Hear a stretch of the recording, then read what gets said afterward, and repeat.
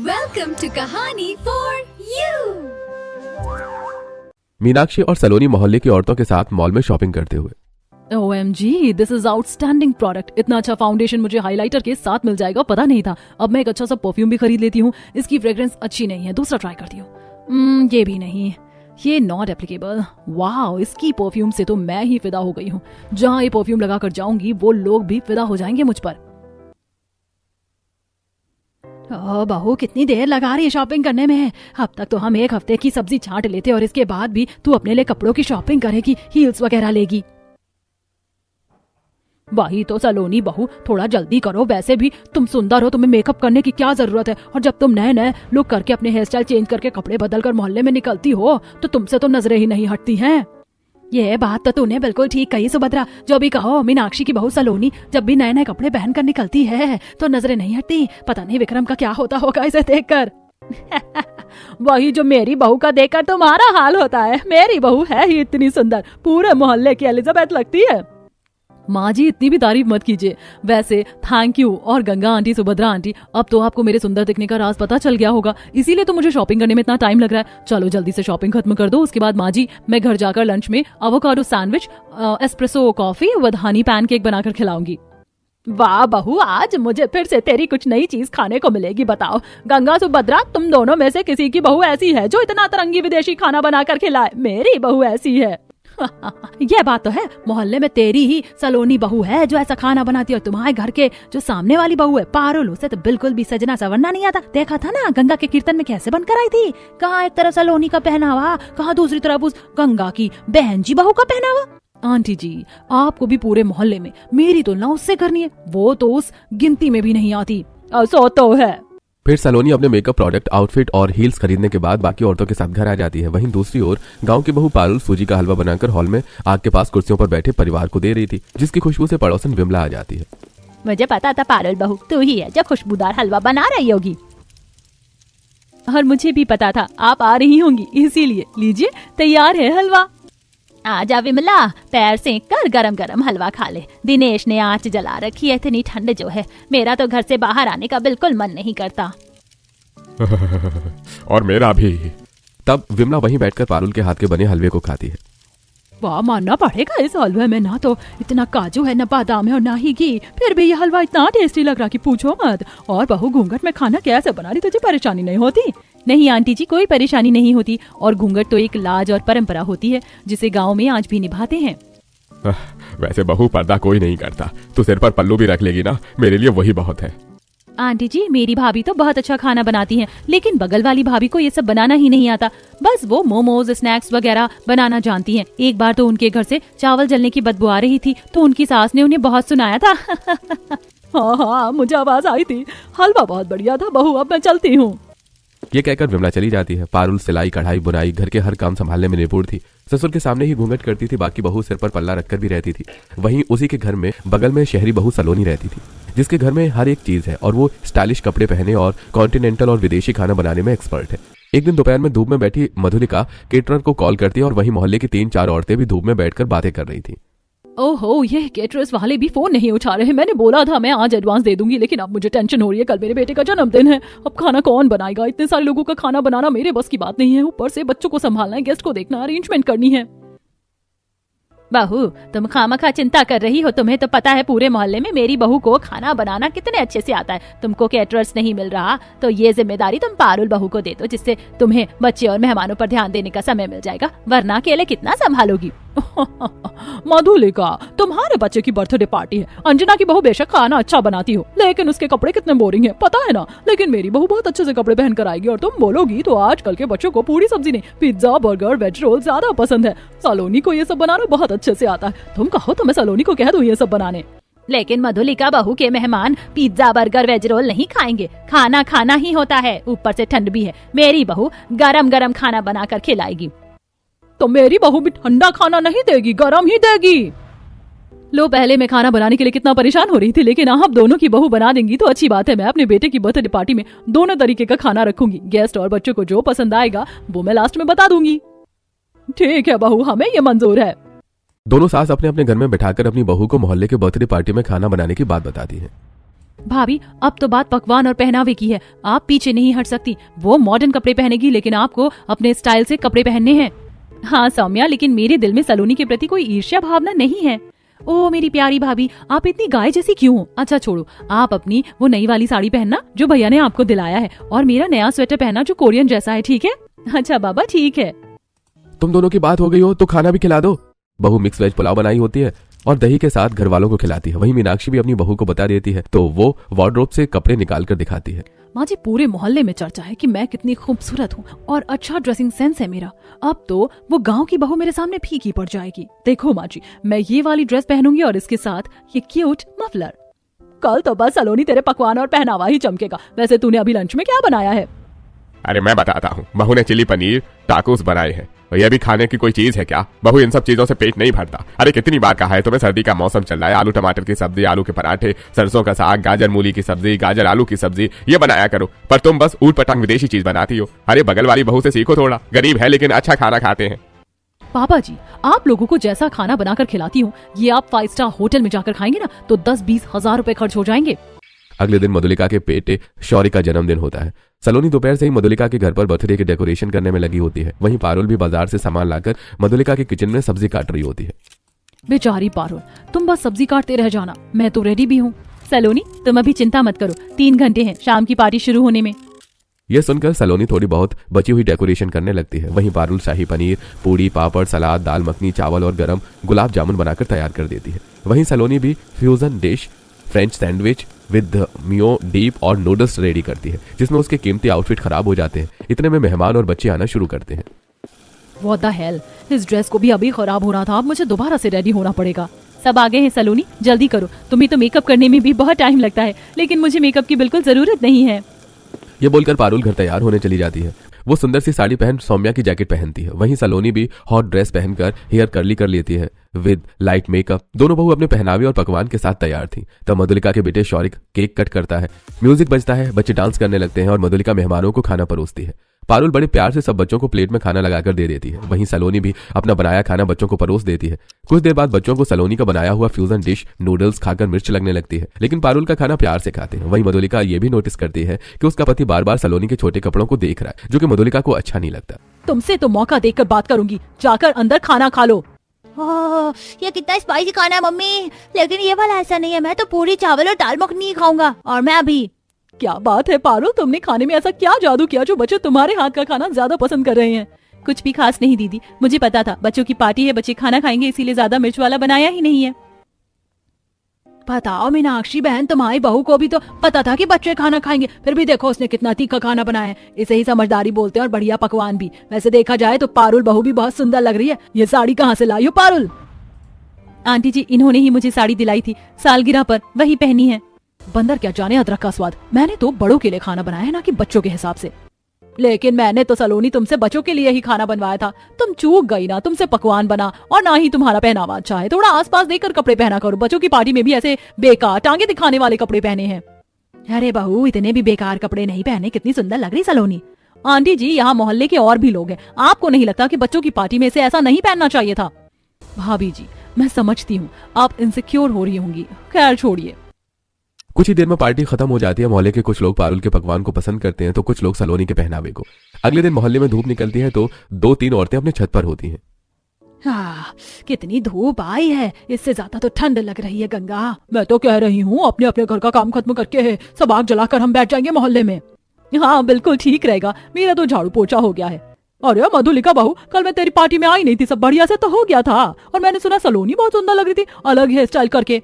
हाँ सुंदर है तो सुंदर लग रही थी, लेकिन माहौल देखकर तो पहनावा पहनना चाहिए ना। बच्चों की पार्टी में भी आधे अधूरे कपड़े पहने, मुझे तो समझ नहीं आता इतनी ठंड में वो कैसे स्टाइल करती है। एक हमारी संस्कारी पारुल है जो साड़ी में भी सुंदर लगती है, लेकिन वो बहू, जब तुम्हें सलोनी के बारे में कुछ नहीं पता तो बोलो भी मत। वो कितनी स्टाइलिश है, इतनी सुंदर बन के रहती है, खाना भी अच्छा बनाती है। और तुम उस 2 कौड़ी की गाँव की बहू की बात कर रही हो, उसको फैशन वगैरह में कुछ भी पहनना उड़ना नहीं आता। अरे आप सब मोहल्ले की औरतें सुबह सुबह ही ठंड में भी बातें करने लगती हो। याद है ना, आज मेरे बेटे की सगाई है, सबको टाइम से आना है, सुंदर सुंदर बनके। मीनाक्षी जी तैयार रहना। बिल्कुल, क्यों नहीं। फिर सब अपने अपने घर में जाकर काम करते हैं। थोड़ी देर बाद मोहल्ले में सारी औरतें काम खत्म करके पंचायत करने बैठ जाती हैं। वहीं बलबीर के बेटे की सगाई के लिए मोहल्ले में टेंट लगता है। सारी अरेंजमेंट बहुत अच्छी होती है। वहीं पारुल, मुझे कुछ समझ नहीं आ रहा सौम्या, आज मोहल्ले में सब आएंगे, कैसे कपड़े पहनूं? क्योंकि सब लोग पूरे मोहल्ले में सलोनी की कपड़ों की तारीफ करते हैं। बहू, तू यही सोच रही है ना कि कहीं तू फीकी न पड़ जाए? चिंता मत कर, ऐसा कुछ नहीं होगा। जितनी संस्कारी तू है, सलोनी तेरी आधी भी नहीं है। बहू ये देख मेरी कढ़ाई वाली साड़ी, इसे मैं ना के बराबर पहनी हूँ और इसके साथ तो मेरी ये वाली शॉल पहन कर जाना। आज बालों में गजरा लगा के सौम्या अपनी भाभी को तैयार कर देना और ऐसे तैयार करना कि मुझे अपनी बहू की नजर उतारनी पड़े। ठीक है माँ। दूसरी ओर सलोनी अपनी अलमारी से ढेर सारे कपड़े निकालकर बिस्तर पर फैला देती है और वहाँ सास ससुर पति खड़े होते हैं। माँ जी, पापा जी, मैंने आपको इतने सारे कपड़े निकाल कर दिखा दिए, कोई तो बताओ मैं आज की मोहल्ले वाली पार्टी में कैसे कपड़े पहनूं? सब मुझे देखेंगे। विक्रम तुम ही बता दो। देखो मेरी मानो तो मोहल्ले के बहुत सारे लोग होंगे और सगाई की पार्टी है। आज तुम वेस्टर्न ड्रेस मत पहनना, कोई सुंदर सी शिमर वाली साड़ी पहन लो शॉल के साथ। ये जो निकाली है ना, ये बेस्ट है। हाँ बहू, यही पहन ले, मैं भी खड़े खड़े परेशान हो गया हूँ। शाम को मोहल्ले की सगाई पार्टी में पारुल सास की बनारसी साड़ी पहनकर, हल्का मेकअप, बालों में गजरा लगाई, फ्लैट सैंडल्स पहनकर पहुंच जाती है। वहीं हील्स में सलोनी चमचमाती डिजाइनर साड़ी पहनकर इतराकर पार्टी में पहुंचती है, जिससे फोटोग्राफर उसके आते ही फोटो खींचने लगते हैं। मैम, आप तो बहुत ज्यादा प्रिटी दिख रही है, पोज चेंज कीजिए। ये पोज देखिए और ये साइड पोज। अरे मुझे पता था हमारे मोहल्ले की सबसे खूबसूरत बहू यहाँ आ गई है, तभी फोटोग्राफर फोटो के दीवाने हो रहे हैं। अरे बहू तुम बहुत अच्छी लग रही हो, और पारुल बहू तुम भी। बलवीर सलोनी के सामने से निकलकर पारुल की तारीफ करता है, तभी वो जल्दी से घूंघट कर लेती है और पैर छूती है। नमस्ते चाचा जी। हाँ, जीती रहो बहू। हरिया जी कहाँ है? बस आ रहे हैं, आपके बेटे की शादी और सगाई की बहुत बहुत बधाई हो। हाँ जी, शुक्रिया। वैसे पारुल बहुत अच्छी लग रही है। जो भी हो, मेरी बहू से ज्यादा सुंदर थोड़ी लग रही है पारुल। जरा उसके पुराने जमाने के कपड़े देखो और मेरी बहू के आज के जमाने की साड़ी देखो। फैशन के दौर में संस्कारों की इज्जत कहाँ कर सकते हैं हम वही, लेकिन ऐसा पारुल बहू के साथ नहीं है। तभी मधुलिका हलवाई के बनाया हुआ खाना कम पड़ जाने के बारे में बताती है, जिससे बलबीर परेशान होता है। तब पारुल खाना बनाने के लिए सामने आती है तो जानबूझकर सलोनी भी आ जाती है और दोनों बहू रसोई में खाना बनाना शुरू करती है। चाचा जी आप चिंता मत कीजिए, मैं खाना तैयार कर देती हूँ। मिक्स वेज, दाल, पूरी छनवा देती हूँ और चावल जल्दी बन जाएंगे। चाचा जी, इसका देसी खाना लोगों को कब तक खिलाएंगे? आप तो जानते हैं मुझे भी खाना बनाना आता है। क्यों ना आपके मेहमानों को कुछ अतरंगी खाना खिलाएं, जैसे कि फ्रूटाट हो गया और वेज रोल, साथ में मोमोज और चटनी। देखना पार्टी में सब लोग सलोनी के बने पकवान की तारीफ करेंगे, ना कि पारुल बहू के पकवानों की। देखते हैं।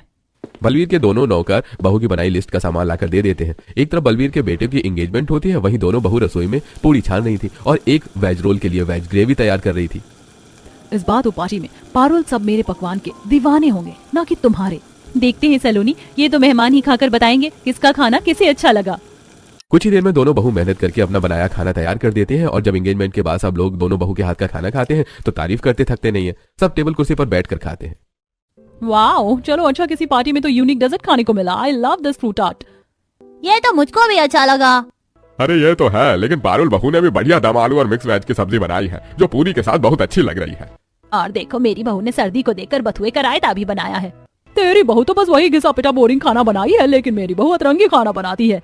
तेरी बहू बस ऐसी चीज ही बना सकती है, घर का खाना बनाना तो उसे आता ही नहीं है। ना पकवान आता उसे, ना पहनावा। देख तो पार्टी में कैसी आई है, ऐसी साड़ी कोई पहनता है? माँ, सब लोग पार्टी में देख रहे हैं, ऐसा मत बोलो। क्यों ना बोलूं? आंटी जी, अब मेरी बीवी इतनी गुड लुकिंग है तो क्या कह सकते हैं, लेकिन पारुल भाभी ऐसी कहाँ है? अरे हम अभी वोटिंग कर लेते हैं। तब बलवीर के पूछने पर सब लोगों को खाना पारुल बहू का अच्छा लगता है, लेकिन पहनावा सलोनी बहू का पसंद करते हैं। फिर इसी की चर्चा मोहल्ले में कुछ दिनों तक होती रहती है। सलोनी हमेशा घर से बाहर जाती तो इतरा कर जाती, कभी वो छोटे कपड़े पहनती है तो कभी वेस्टर्न ड्रेस में शॉपिंग करती है। एक रात मोहल्ले में रात को सब आग जलाकर बैठे थे।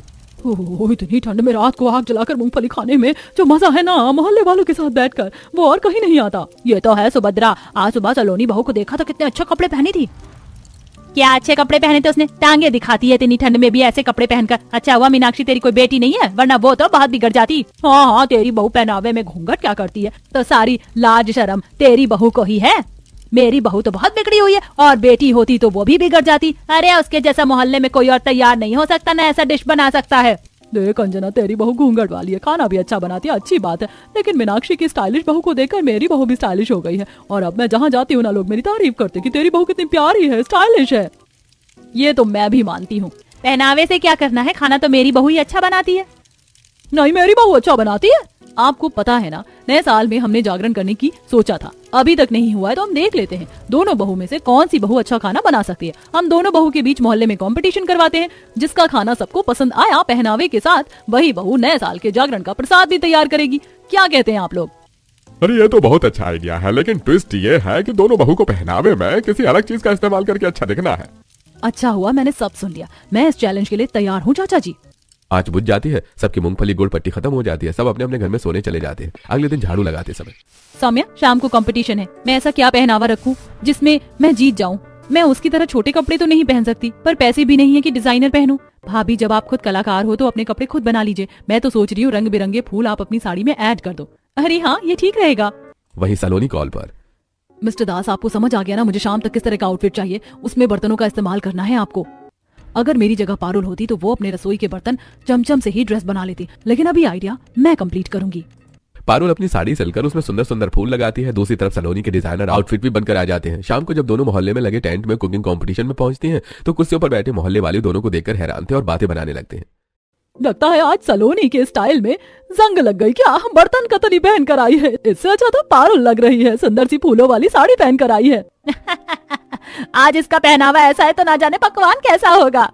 कुकिंग कंपटीशन शुरू हो जाता है। संस्कारी गांव की बहू देसी दाल बाटी चूरमा बनाती है और वहीं सलोनी मोमोज और चाउमीन बनाती है। जब मोहल्ले वाले टेस्ट करते हैं तो किसी को भी सलोनी के हाथ का खाना अच्छा नहीं लगता। सब पारुल बहू के दाल बाटी चूरमा की तारीफ करते हैं और जब पकवान और पहनावे की वोटिंग होती है तो पारुल वो कंपटीशन जीत जाती है, उसे प्राइज दिया जाता है। अरे वाह पारुल बहू, पहनावे से लेकर पकवान तक तुमने क्रिएटिविटी दिखाई, पर सलोनी आज तुम पीछे रह गई। अरे इसीलिए नए साल की जागरण का सारा इंतजाम और प्रसाद बनाने की काम हमारी पारुल बहू करेगी। शुक्रिया चाचा जी, मुझे इतनी बड़ी जिम्मेदारी के लायक समझने के लिए। अरे नहीं बेटा, तुम इसके काबिल हो। सबको पता नहीं कैसे इस गांव की गंवार का पकवान और पहनावा कैसे पसंद आ गया। सलोनी गुस्से में वहां से चली जाती है। 2 दिन बाद जागरण का दिन आता है। गंगा आंटी, आपने कहा था माता रानी की मूर्ति का इंतजाम करेंगी, मिली आपको मूर्ति? आप जानती है ना रात को पंडाल सजवाना है और मेरे को प्रसाद की तैयारी भी करनी है। नहीं बहू, मुझे कहीं भी माता रानी की मूर्ति नहीं मिली। अब पारुल तुम्हें ही अपने हाथ से माता रानी की मूर्ति बनानी होगी, समय नहीं है। आपने ठीक कहा। तब पारुल का पति दिनेश मिट्टी इकट्ठी करता है और दोनों साथ में छत पर माता रानी की मूर्ति को तैयार करके सूखने के लिए छोड़ देते हैं। फिर मोहल्ले में जागरण करने के लिए विक्रम टेंट लगवाता है। मोहल्ले के लोग दड़ी बिछवाते हैं, पंडाल लगाते हैं। शाम को होते ठंड बढ़ने लगती है। बहू ठंड में भी कांप कर माता रानी का पंडाल सजाती है, लाइट लगती है। वहीं सलोनी ने जागरण के लिए भी वेस्टर्न टच वाला आउटफिट पहना था। आखिरकार में माता रानी का पंडाल सजा ही दिया। कितनी मेहनत लगी है। अब प्रसाद बनाने जाना है। बहू, प्रसाद बना, जागरण चालू होने वाला है। पारुल नहा धोकर आती है और अपनी सास की साड़ी पहनकर सुंदर बनकर जागरण के लिए आती है, जिसे देखकर सब तारीफ करते हैं। मोहल्ले की कुछ लड़कियां खाना बनाने के लिए लगे टेंट के नीचे आलू छिलवाकर बड़े पतीले में चूल्हे पर उबलवाने रखती हैं और एक पतीले में हलवा तैयार होता है। दूसरी तरफ जागरण शुरू हो जाता है। सब लोगों ने अपने माथे पर जय माता दी की चुन्नी बांध रखी थी। भजन शुरू हो गए थे। जय हो मैया की, लगवा दे मैया, जय हो लगवा दे मैया, लगवा दे मैया लॉटरी 10 करोड़ की। सुना है दर से तुम तो किसी को खाली नहीं हो मोड़ती। मैया मेरी जगदम्बा, हाय मैया दे दे तू हमको दर्शन, कब से काट रहे हैं तेरे चक्कर, ओ मैया मेरी जगदम्बा। यहाँ बैठना कितना बोरिंग है। जय माता दी, जय माता दी। और 2026 की शुरुआत में हम माता रानी से प्रार्थना करते हैं कि सबके घर में खुशियां बरकरार रहे, इस मोहल्ले में शांति रहे, माता रानी सबकी मन्नत पूरी करे। बोलो जयकारा शेरा वाली दा, बोलो सच्चे दरबार की जय। बलवीर गाना भजन शुरू करता है। मोहल्ले के लोग ढोल मंजीरा बजाते हैं। इतने में एक छोटी सी कन्या खिलौने वाले शेर पर बैठकर आती है और आशीर्वाद देती है। सब आशीर्वाद लेते हैं। सभी लोग जागरण में मगन हो चुके थे। वहीं पारुल ठंड में काम कर हलवा, चने, पूरी, आलू भंडारे का प्रसाद तैयार कर रही थी।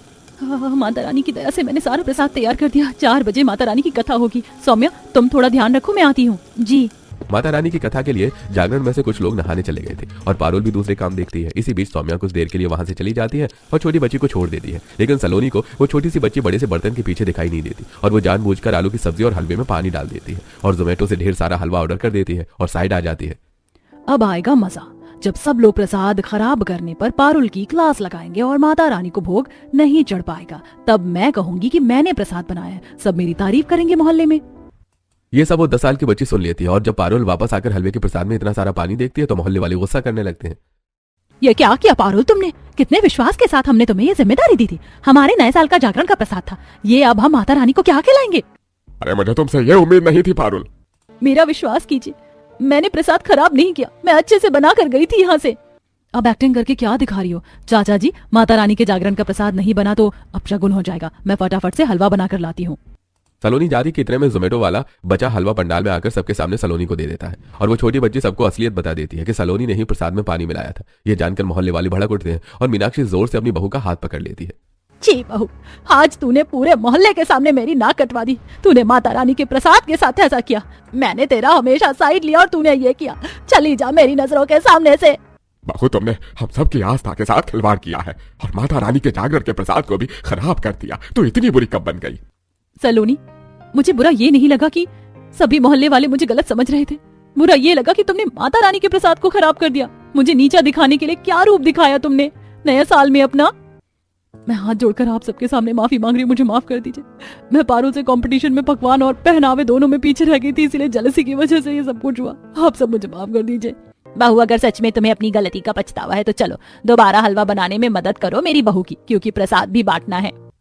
संजना की डांट से सब हंस पड़ते हैं और पारुल सलोनी साथ मिलकर माता रानी का हलवा बनाते हैं। कुछ ही देर में माता रानी को जागरण के प्रसाद का भोग लगाया जाता है और सब में वितरण करवा दिया जाता है, जिससे मोहल्ले वाले खुशी खुशी रहने लगते हैं और सलोनी भी सुधर जाती है। कहानी फॉर यू को लाइक करो, शेयर करो और सब्सक्राइब करना मत भूलना।